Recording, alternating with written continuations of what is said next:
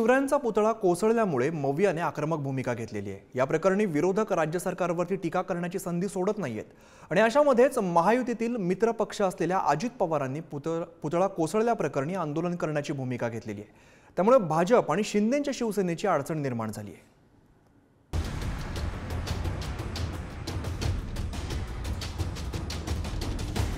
मालवणमधील शिवरायांचा पुतळा कोसळल्यानंतर सरकारची अडचण झालेली आहे, कारण महायुतीतील अजित पवारांच्या राष्ट्रवादीने आंदोलन करण्याची भूमिका घेतली।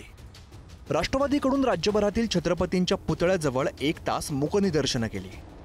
पुणे, मुंबई, नागपूर, रायगडसह राज्यभरात राष्ट्रवादीने घटनेचा निषेध नोंदवला।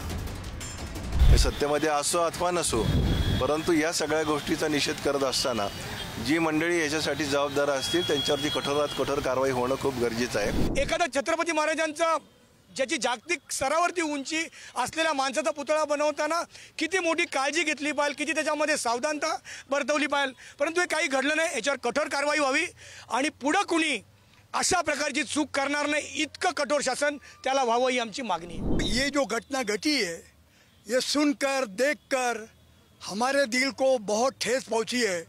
उसी के लिए हम यहाँ निषेध में मौजूद है। पुतळा कोसळल्यानंतर उत्तर देण्याची जबाबदारी राज्य सरकारची आहे।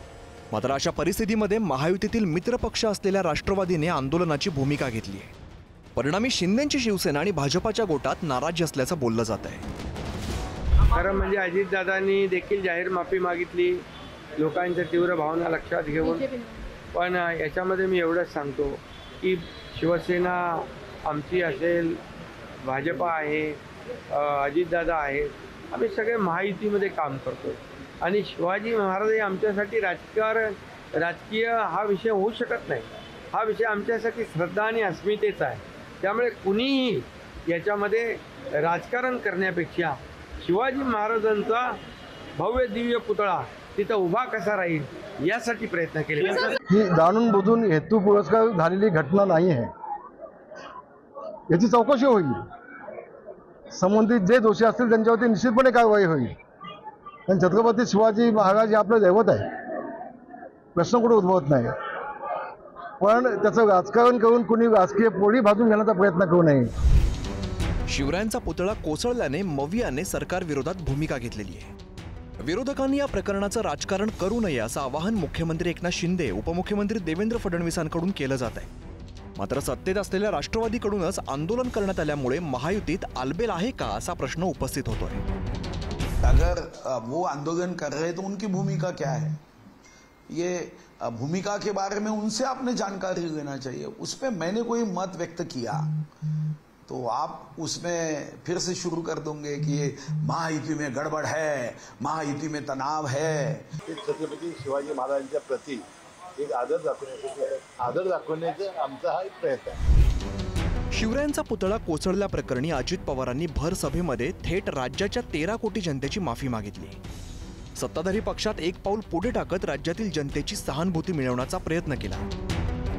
मी याबद्दल महाराष्ट्रातल्या 13 कोटी जनतेची माफी मागतो की युगपुरुष छत्रपती शिवाजी महाराज हे आपल्या सगळ्यांचं दैवत आहे आणि त्या दैवताचा पुतळा त्या पद्धतीनं असा वर्षाच्या आत ह्या पद्धतीनं ते नादुरुस्त होणं किंवा पडणं हे सगळ्यांना धक्का देणारी बाब आहे। वैयक्तिक देखील महाराष्ट्राच्या प्रति मी दिलगिरी व्यक्त करतो, माफी मागतो, कारण ज्या गोष्टीने महाराष्ट्रातल्या जनतेचं मन दुखलेलं आहे त्या गोष्टीकरता आपण जबाबदारी स्वीकारलीच पाहिजे आणि त्यांची क्षमा मागितलीच पाहिजे। एकदा नाही 100 वेळा डोकं ठेवायला मी तयार आहे। 100 वेळा त्यांची माफी मागायला मला कुठलाही कमीपणाचं नाही वाटणार नाही, कमीपणा नाही। कारण छत्रपती शिवाजी महाराज हे आराध्य दैवत आहे आणि त्यांचा आदर्श घेऊनच, त्यांचा आदर्श ठेवूनच आम्ही राज्याचा कारभार करतोय।